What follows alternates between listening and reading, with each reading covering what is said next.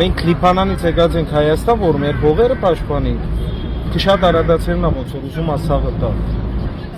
Էտա։ Եթե ուզում ա տա,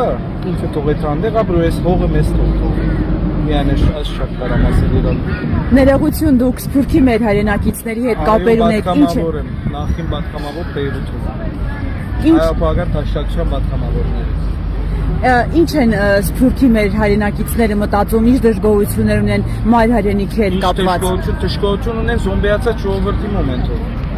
Որ ժողովուրդը մի հատ ինչի չի իջնում, չի փողոքում։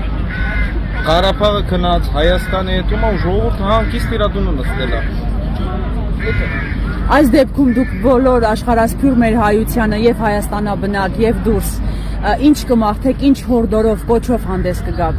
Կմաղթեմ, որ նախ Հայաստանից սկսեմ ժողովուրդը իջնի, ճանապարհները փագի, շտոնի ինքը տեղից շարժանի ու թողի էթա իրա Թուրքիան։ Ու սպիրկայերին ուզում եմ որքան այստեղ մեր հայրենիքն այստեղ մնան, ուրիշ հողի վրա նստած ենք հողը աճացնում ենք, քան այստեղ մի քիչ առաջ տանենք այս քաղաքը։ Այսինքն որ Փաշինյանի իշխանությունը այլևս չլինի։ Խնդրում եմ անոնը մի նշել։ Արդեն ներվերս խախտում է։ Սրա մեջ ուժով եմ։ Շատ անցում է։ Նիկոլաս